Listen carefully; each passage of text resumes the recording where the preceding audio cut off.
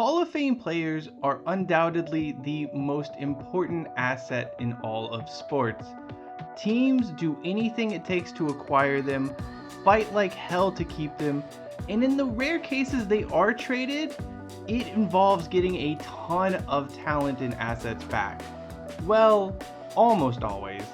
This is the story of the Hall of Fame player no team wanted or even needed.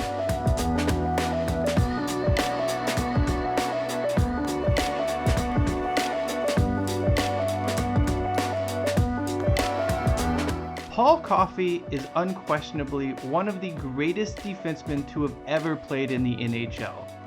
You're not going to find 5 other blue liners who had more talent and ability than him. Despite being a Hall of Famer though, his career was really odd, so much so that he was traded 7 times during a 20-year career. And we're not talking about 7 trades in the back end of his career when he was chasing championships. He was traded multiple times in his prime.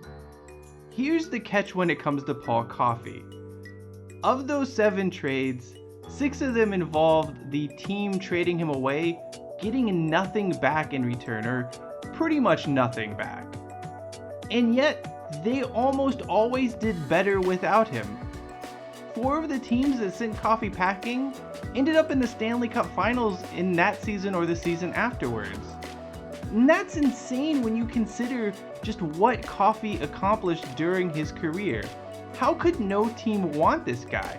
And how were teams almost always better after trading him despite getting very little in return? It makes almost no sense. Let's just run down some of Paul Coffey's resume. 14-time All-Star, 4-time Stanley Cup champion. 3 times he won the Norris Trophy for being the best defenseman in the NHL. He was ranked 28th in the Hockey News list of the 100 greatest hockey players of all time. He had 1,531 points, which is 13th most in NHL history. He's one of only 2 defensemen to score 40 goals in a season. And of the top 10 seasons from a defenseman in NHL history, Coffey has 5 of those, and the other 5 belong to Bobby Orr.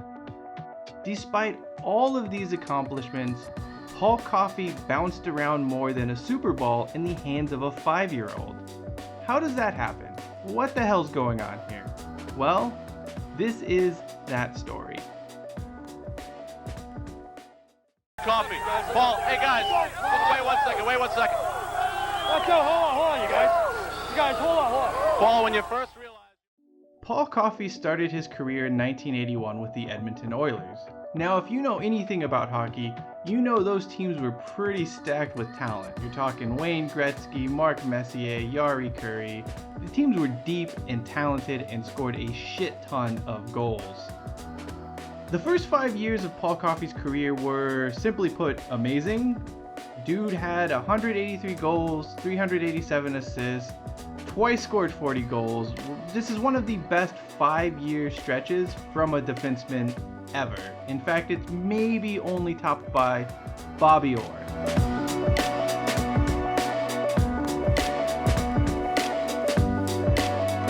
After putting together some of the best seasons a defenseman has ever had, Paul Coffey felt like he deserved a pay raise. The Edmonton Oilers were not inclined to give him that money. This led to Coffey holding out before the start of the 1987-88 season. With no progress being made on a new contract, the Oilers just decided to say screw it. Here's how the trade broke down. Paul Coffey, Dave Hunter, and Wayne Van Dorp went to Pittsburgh in exchange for Craig Simpson, Dave Hanna, Mo Mantha, and Chris Joseph. Hunter and Van Dorp did pretty much nothing in Pittsburgh, so there's no added value we need to be concerned about there. From a pure player quality standpoint, the Penguins got a lot more from Coffey in the 4.5 seasons he was with the team than the Oilers got in 15 combined seasons of Simpson, Mantha, Hanna, and Joseph. In fact, that quartet could only muster 2 more total points over that time span than 4.5 seasons Coffey had in Pittsburgh. Overall, Simpson was a solid forward for the Oilers, but let's get one thing clear. None of these players were all-stars, none of these players are going anywhere near a Hall of Fame without a ticket, and yet the Oilers didn't seem to miss a beat. They would win the Stanley Cup that season and again in 1989-90. The Penguins were pretty happy with the trade when you look at the bigger picture, as they would eventually win their own Stanley Cup in 1990-91. However, that would be the high watermark for Coffey in Pittsburgh, and he was soon on the move again. And I hope you're getting used to hearing that phrase.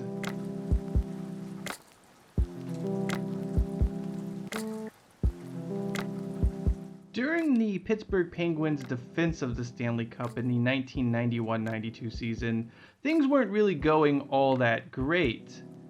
Eventually, the management of the Penguins basically decided that they weren't re-signing Coffey and they needed to do something to shake the team up, and traded him to the Los Angeles Kings for Brian Benning, Jeff Chetrin, and a draft pick that would later become Jason Bowen. Now, it's impossible to sort of grade or analyze this trade because Benning and the draft pick were part of another trade the Penguins made with the Philadelphia Flyers that year. As for Chetrin, he actually ended up back on the Kings less than a season later. So the Penguins did get something for Coffey because they moved him on, but the players Coffey was traded for were pretty much junk. The Penguins didn't really mind all that much because they would go on to win the Stanley Cup that season.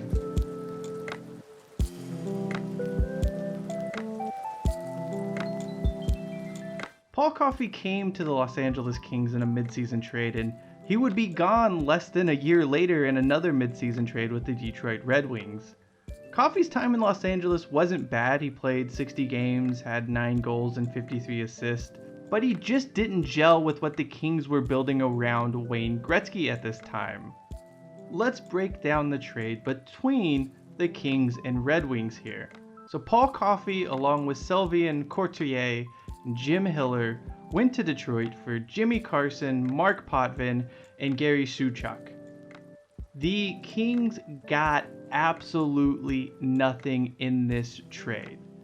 Let's start with what else was traded around Coffey, being Courtois and Hiller. The former never played a game in the NHL, and the latter managed less than 30 with the Red Wings, so there was no value going to Detroit with Coffey. Carson, who was originally drafted by the Kings second overall in 1986, was in Los Angeles for less than a year before being traded again. Potvin lasted half a season in LA before being shipped off, while Suchuk managed 3.5 anonymous seasons before retiring. You look at the numbers here and it makes no sense. Coffey ended up spending 3.5 seasons with the Red Wings, scoring 239 points in 231 games. The trio he was traded for combined for 99 points. This is just terrible, and you would think that the Kings would probably have missed what Coffey could have given them. Alas, they did not. The Kings and Wayne Gretzky actually went to the Stanley Cup that season. If you're keeping score at home, that is 3 times Paul Coffey has been traded, and 3 times the team trading him away has both failed to acquire another All-Star player and still managed to at least advance to the Stanley Cup Finals that season.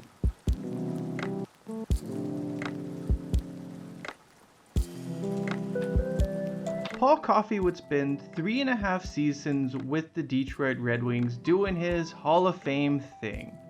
He was good, the team was good, but eventually he would find himself in a very public feud with Detroit coach Scotty Bowman. This would lead to what can best be described as Coffey's Mike Piazza playing with the Florida Marlins moment. The Red Wings shipped Coffey, Keith Primo, and a first-round pick that would end up being Chris Chelios' less talented younger brother Nikos for Brendan Shanahan and Brian Glenn.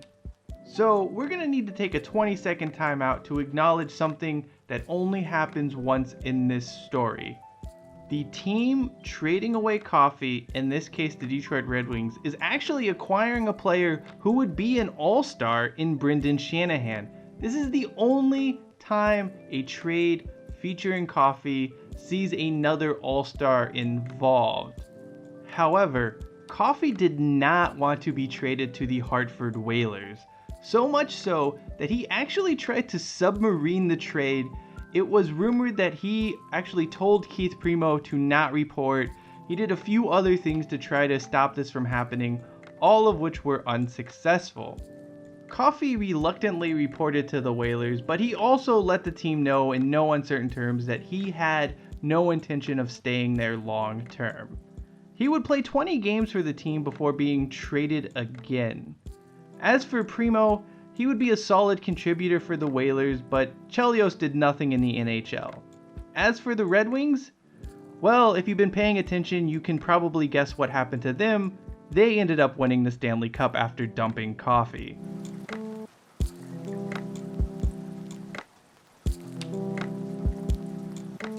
Coffey wanted out of Hartford, and out of Hartford he went, finding himself on the Philadelphia Flyers.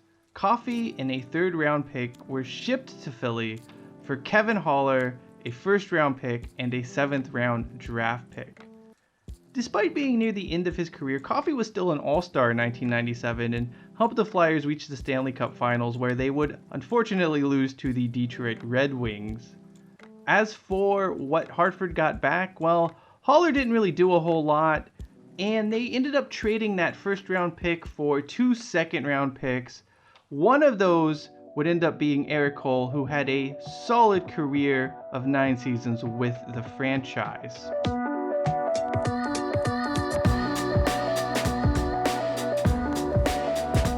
Upon the conclusion of the 1997-98 season, the Flyers decided to send Coffey to the Chicago Blackhawks for a 5th-round draft pick that would eventually become Francis Belanger. Coffey's stint in Chicago lasted 10 games because the team wasn't very good. Ironically though, Belanger would only play 10 total games in the NHL, and these wouldn't come until years later and didn't happen with Philadelphia. Coffey actually finished his time with the Blackhawks scoring 4 points, which were more than the 0 points Belanger could muster during his career.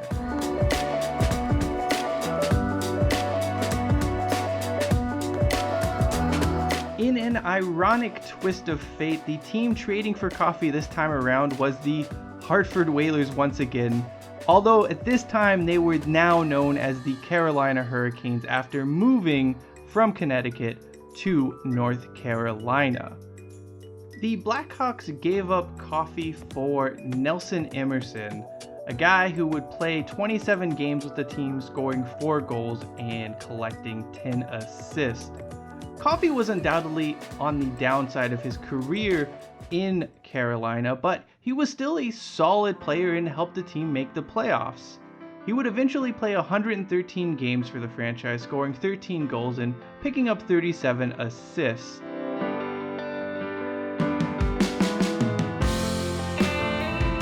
It's really quite hard to fathom Paul Coffey's career and story. He was the unwanted and unneeded Hall of Fame player. In some cases, Coffey forced his way out of town. In other cases, he simply made too much money. However, the teams that did trade him away almost never missed his presence, and usually they ended up better for it. 4 times, the team trading away Coffey advanced to the Stanley Cup Final. Paul Coffey was the Hall of Fame player no team wanted or needed. He is one of the best defensemen to ever lace up a pair of skates in the NHL, and he was almost always superfluous. The fact that one of the NHL's greatest players was traded 7 times and only once did that involve another All-Star is the most mind-boggling, uncomprehendable stat that I think is out there today. There has never been an athlete quite like Paul Coffey, and we may never see a journey like his ever again. And for that, we need to cherish and appreciate the wild career that Paul Coffey had. For the touchback, I'm Cheyenne Hollis, and don't forget to take it out to the 25.